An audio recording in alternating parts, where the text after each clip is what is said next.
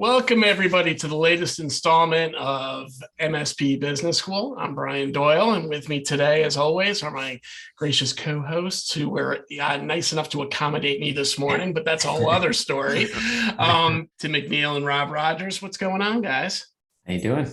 Good. Doing well, sir. Yeah. Digging the hat, man. Digging the hat. I know this is casual. Switching it up. For those of you on YouTube, this is Casual Guy today. Yeah, we're recording this out of sequence on a Saturday, and my gracious, why I was commenting gracious is I totally forgot, even though I'm the one scheduled it. So, but anyway, that's cool, man. That doesn't mean we don't got good content for you today, guys. We did plan that out in advance. So, today, we got a request from one of our listeners, Derek Marin, and, he had asked about a comment that I make a lot during our, in the vein of other conversations we have had, and that's the curse of the great MSP. Mm-hmm. The better we get, the more we automate, the more we do remotely, the less we tend to be on site and the less things tend to break. And at that moment that we should be getting a fist bump from our customer, sometimes that's when we're getting shown the door, right? Because the question really becomes, why are we paying these guys $5,000-$10,000 a month? Yeah. And obviously this is one of the reasons that QBRs exist out there, but it takes more than just QBRs to demonstrate your value sometimes. And also, really, how do you translate that value to the customer without it just coming off with this kind of attitude of, hey, this is what we've done for you? How do you reverse that a little bit so you can help them understand this is how we're helping your business propel? So really today's conversation is going to focus a lot on retention and retention strategies. But, I'd love to get your guys' thoughts first. Do you hear about this problem often when you're working with your clients? Yeah, I'll jump into that first. All the time, all the time. And so I'd like to frame it in the beginning here around what the actual issue is with this when you have this problem. So historically, something would break down, somebody would go out, somebody would call, somebody would do something, and there would be a fix. So there was a problem, then a solution. So they got that high, but more importantly, they got that touch point. That's the real thing that has fallen off here. When an MSP automates and has these great efficiencies, everything's running smoothly, which means there's no more touch points. And the touch point is what has to be fixed again, right? That's what we have to go out there and find it. And if it's not going to be through an issue and a fix, then it has to be through something else. So you've got to make sure you have multiple touch points with the client that isn't a smile back type of thing, right? It's got to be time on target. So that's where I think people need to readdress the situation. Yeah, and just to add to that, I mean, this is something, albeit a long time ago at this point, when Rob and I were still in the industry, this is something that the company that we used to work for, we had an issue with, right? Because we were ahead of our time. At that point, we were ahead of our time compared to most MSPs. And I think one thing that really worked well for us when we were at that company, and what we've seen successful with some of our clients now, is creating kind of that pod system where, there's a set amount of clients to a pod of level ones, level twos, maybe an account manager, and then possibly a level 3 and level 4, depending on the size of the company. And what we found to be extremely efficient then was keeping those touch points up on a much more regular basis. Just to Rob's point, that it's just FaceTime, because the better you are, it just stands to reason that the less FaceTime you're going to have. So it's just being top of mind. And this problem is not new and unique, right? It really introduced itself when MSPs started really shifting things to remote, call it 10 years ago, 15 years ago, in that process where all of a sudden you weren't on site, right? There was that customary transactional process of, hey, your tech comes on site, I expect to see a bill, and we go from there. As we standardized to managed services, that brought some more remote work in, but, technology was still at a point where there was a lot of still physical touch, partially because there was physical hardware. But really, as more and more customers are truly becoming cloud-based, there's just not the assets anymore that require you to come on site. And, and this has really reduced FaceTime probably over the last 3 to 5 years, really culminating with COVID, right? Because everybody had to figure out a process for doing things remotely. So, it is a question of how do you stay engaged? And I love what you said there, Rob. Smile Back and all those tools are great tools for gaining information in real time. Great for understanding what's going on at the ground floor. But there's a couple challenges with it. One, you usually only get information when there is a problem. And two, you also get those people that like certain texts and think if they were, respond favorably over and over again, they're going to get a raise or something. I know that was the case when I was working, but it only tells you part of the story. And, you could be seeing everything going well at the ground floor, almost expect to see it going well at the ground floor when this, happens, but you're not engaged with the decision makers to really know, well, how do they feel? Is there relationship risk brewing? Do we really got a problem here? So, what I want to talk about today is really what are some of the steps you can take? There's the most obvious one, which is how are you conducting your business reviews? But I'd even go into how are you framing your business reviews? Is it all about you or is it all about them? And then what are you doing in between those business reviews to make sure there's an account management touch that doesn't feel ever like a sales moment? Yeah. I can tell you that on the client account manager side or the client success services, however you want to frame it, if you don't have issues that you have to talk about, that's okay. You've got to pick up the phone and you've got to talk to these people on a consistent basis. That is not all, like you said, Brian, sales. It's got to be relationship building. That is the part where people are starting to gravitate back towards, right? Like after the whole COVID thing fell apart and everybody went remote and then they realized the rubber band went the other way. Now you got to yank it all back. And it's the client success services that are going to making the difference. Calling up your clients, inviting them out, inviting them over for, Friday afternoon lunch or, something like that. It doesn't always have to be about, the refresh cycle or the past and present, tickets, that happened. It's got to be relationship building. And that's where the client success services come in. Well, and I think that's for a lot of MSPs, that's kind of uncharted territory, right? They've never been in a scenario where you just reach out to I'm just going to reach out to a client just because, just to say hi. Really? It's a lot of MSPs. They've never been at that point or at that stage in their maturity where they needed to do that. But that's where it's not all about sales every single time, right? It is about just a personal touch. Like, hey, how are you doing? How's business going? Forget about technology. How are you doing? Yeah. It's something as simple as that, especially right now. And some really just struggle with what that message can be, right? You get that almost social awkward moment with, well, I got nothing to say. What am I going to say to them to even open up a conversation? What's my purpose here? And, what you really got to lean on is it's just hey, was thinking about you today, just checking in. Is there anything I can do for you? Is there anything that we can do better for you right now? Just wanted to check in with you and see how things are going. If everything's cool, hey, thank you very much for the time. But otherwise, I just want to make sure you remember I'm here as a resource, good and bad. So, that kind of thing where you're not selling anything, you're just talking. Another thing, and I loved what you talked about, Rob, is, when you can have those, those lunch and learns with your customers. One of my former consulting clients, they do a big barbecue bash once a year, and their customers actually get pumped for it. And one of their biggest things they do when they do that is they have set up the picnic tables in a way where each account manager basically brings their cluster of clients in, and it's just one person from their team and the clients. And quite frankly, it's almost like they're a facilitator at a peer group. All they do is get the conversation going, and they let those guys go and talk about their businesses and really don't make it anything. And as a result, I've seen over 5 years, they went from getting 20, 30 people the first time to they get almost 150, 200 people coming from it. It's become that event. Yeah. Go ahead.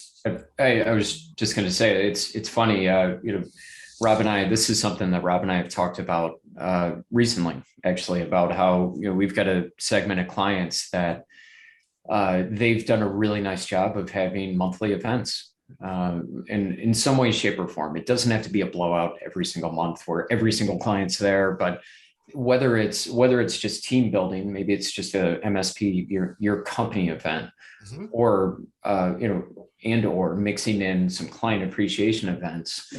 It's there again, that's something that we used to do when we were in the MSP industry. And I can tell you that the reception was fantastic. I mean, we got to the point where people were bringing their kids and dogs. I mean, literally, it's when you get to a point where you can have a team. And P.S. One thing that we have found success with, and our clients have found success with, is having your team members cook for your clients for whatever reason. That just adds an extra element. Again, not something you have to do every single time, but something that it's just much more personalized, and I think the clients really appreciate it. They'd love to see you work in the grill, Yeah, they do. They absolutely do.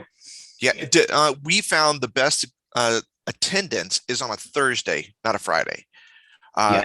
People tend to take the Friday off, or something's going on, but Thursday they'll do, and you seem to get a little bit more.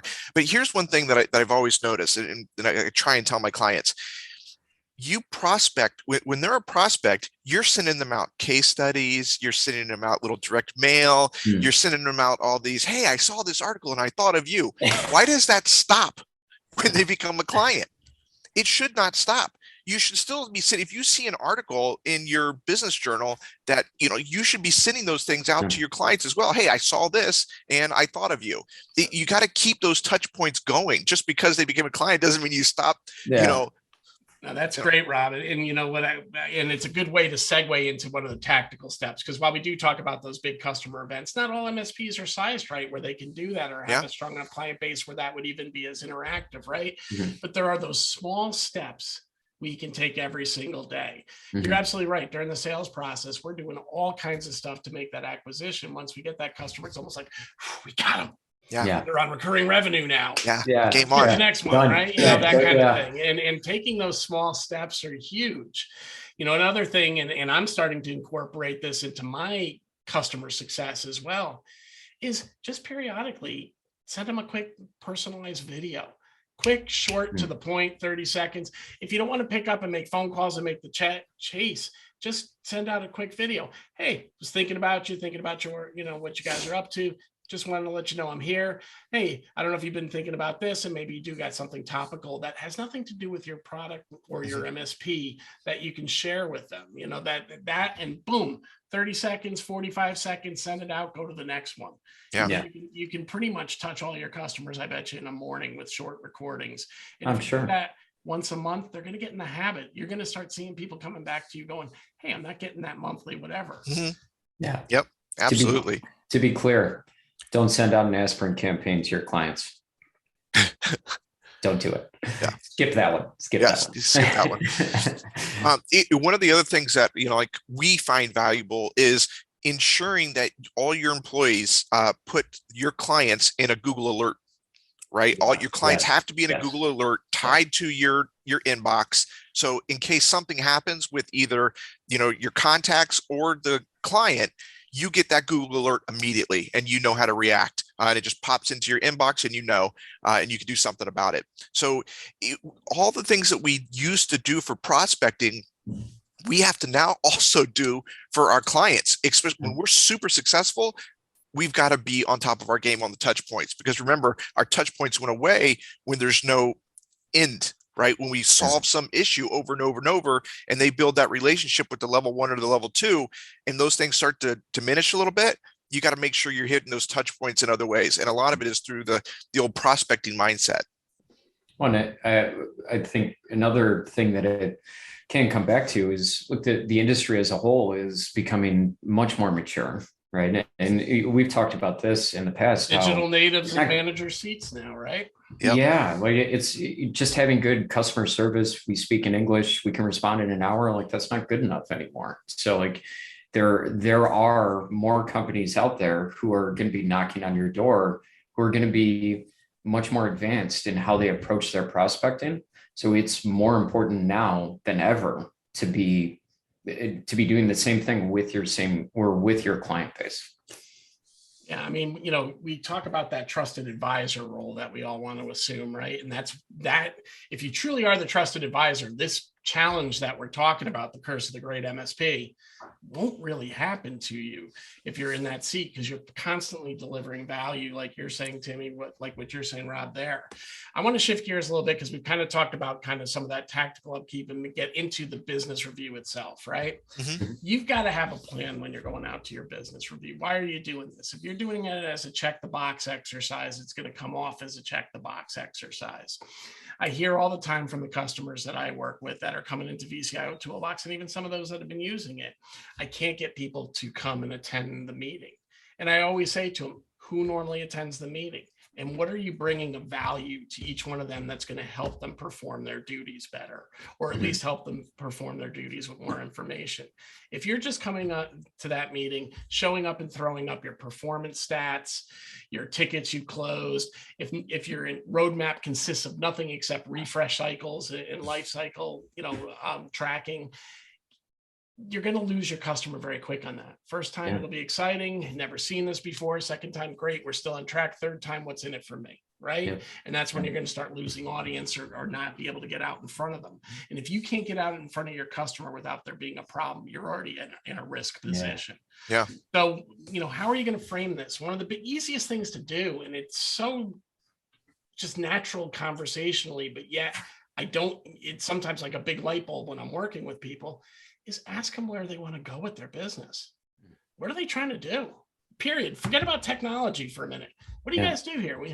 Hey, Rob, Tim, you guys run a virtual sales management company. What are you trying to accomplish here? What's your goals for this business? Are you looking to expand? Are you looking to maintain? Are you looking to acquire? What are you guys looking to do? What are some of the challenges you're facing? Oh, you've got inefficient workflow. We are masters at automating our lives internally. We don't spend enough time looking at our customers' applications and saying, how can they potentially automate? Where can we lose steps that are going to make them more efficient? When you start having those conversations and really understand a customer's key objectives and challenges, you are going to change the conversation precipitously. And more importantly, when you start presenting the roadmap, it's going to start showing pockets of innovation. And this is a time for innovation. We have moved our customers to the cloud. We have less hardware. Things are stopping to break. If you listen to the analyst friends we bring on here, they're telling you it's all about security, analytics, and automation. If you're not jumping on that bus and having those conversations, even if you don't have the solutions yet, just trying to understand what the customer's problems are so you can hear what common problems are out in the industry, you're doing them a disservice, because you're not really playing a trusted advisor. You're really just playing the role of sales rep. And the second thing is you're not doing yourself justice, because if you don't hear what your customers are looking for, you're not going to be able to meet their needs when somebody else, as Rob said, comes knocking on their door. Well, it's, to your point, it's less about being an MSP owner or the account manager or whoever is doing that touch point. It's more about being a trusted advisor. We've seen a shift with a segment of MSPs where if you go on their website right now, would you know they're a technology company? Yes. But the whole theme of their website is, we are your business advisors. We're going to get you to your technology goals through our business strategies, right? And that's if you go in framing it like that right out of the gate, you're different. You just are. Well, when you think about what the VCIO role is supposed to be, think about what those initials stand for: Virtual Chief Information Officer. It's meant to be a leadership position. We already fill the void operationally. How are we filling the void from a leadership position? And in that leadership position, how are we helping that company drive new initiatives and innovation into the company? And that will add extreme value right away, right? So it's really, somehow this VCIO role has become almost a pure sales role in some organizations. And it's a shame, because it's a huge opportunity to elevate your perception within the customer. And of course, that's going to reduce any relationship risk you have. Yeah. There's two parts to it, right? Like one of the places where it's easy to fall back to, like any of those QBRs, they're all past, present, and future. And that's where a lot of the reps out there, they forget that last piece, the future. You got to be talking about the future with your business or with your client. And I think one of the disconnects in transition from onboarding to client management is the hunters, the new logo guys. one of their first questions out of their mouth is, we know what you've done historically in your business. What are you guys looking to do in your next 3 to 5 years in your business? And then they tie, we teach them to tie that business objective, that goal, to any proposal that we're building to them. And so I think one of the disconnects is the client account manager side misses that boat. To your point, Brian, you've got to say, reiterate the fact, are they hitting their goals? Are they getting closer to their goals? Thank you. That's the reason that we're here. We're helping you get to that place where, remember, we started this relationship because you weren't, as it related to your IT and your technical services. And so that's one of the pieces that, is the tie in, the benefit side to what you're trying to do. No doubt. And, I know we're getting near the end of our time here today, but I want to tie one more point into this before we wrap it up. Sure. And this goes back to what you were talking about Smileback and some of those things that are happening at the ticket level. One of my statements is you also need to have a measuring stick that correlates to that ticket level survey. So what I mean by that is ticket level surveys, as we said, everybody scores equally. It helps you understand what's at the ground floor, but it doesn't tell you what's happening at the executive level. You need to have at least a quarterly survey going out to your key decision makers, stakeholders, and influencers in the company, separate from what's happening in Smileback. So you can hear what their customer satisfaction score or what their customer satisfaction is at that level. What's their NPS at that level? Maybe you put together a small custom survey just to get a feel for what they like. But the point is you want to correlate and see, are we seeing the same thing at the enterprise or at the decision maker level that we're seeing at the end user level? Are we seeing a different story? That risk is starting to creep in there. They're starting to have some dissatisfaction. And as a result of this, we could potentially lose this account that we're actually, crushing in all other aspects. So, you got to think of another vehicle, whatever that may be, for those touch points. It could be those simple emails too, but you got to have some sort of measuring stick that you can go, okay, this is what I'm seeing at the end users. What am I seeing at the decision maker level? Yeah. And before we wrap up here, Brian, I think one of the big measurements that people miss on those surveys is they get so excited about the 99.5% people that were happy, but that's not what you should be measuring. Of course, that's important, but how fast did you respond to an unhappy survey and have resolution? That's the most important metric. Getting to somebody who's upset fast and resolving that is what I like to measure. Because that's, those are the people that are upset, right? And you want to measure that. The 99%, great. That's fantastic. How fast did you go through resolution? Who did it go to? How fast did they resolve it? And how do you track that measurement? That's what's important, in my view. So let's bullet point out what we covered today. So first one, keep your prospecting mojo going after you acquire, keep that information and those personal touches there. Second one is have a regular cadence of staying in front of your client without it being a sales thing. Just to check in, just how you feeling, how you doing? Hey, maybe here's some information you like. Third thing is really about getting those quarterly business reviews in tune. And really, if you're going in there with the show up and throw up mentality, start shifting it into, I want to know more about you because I want to be a better partner to you mentality. And then we'll close off with how do you, making sure you've got some sort of measuring stick so you can see how the customer's perception of you or the decision maker's perception of you equals what your end user's perception of you is, and see if those are tracking together or if they are starting to slide apart, take some advanced steps to get out in front of it. So those are really the 4 big things that we highlighted today. Guys, anything else before we close? Not on my side. I think we covered, I think we covered everything pretty well. Awesome. Well, hopefully, Derek, we answered some of your questions you're looking for today. And for everybody else listening, I hope you took away something that you can implement tomorrow into your process. Rob, I turn it over to you. Yeah. And I love getting these questions. So we really appreciate this one. This was a great one. We will have this episode up on mspbusinessschool.com to include YouTube. So please, head over to YouTube, subscribe and like there. We really appreciate it. And send us those questions. These are the important. We love doing this part of it with this podcast that we've been doing, for so long now, Brian. What is this? Like over 2 years? We're a couple of years plus in now. It's great. Something that started as just a way to stay in touch during COVID has been great. And honestly, why do we keep doing it? Because we hear from you guys. The listeners, you guys come up with great questions. You help us develop content and we appreciate it. Totally. Very much so. All right, fellas. Yeah. Take care. I wish you guys all the best, and we'll catch you on the next episode. Sounds great. All right. See you soon.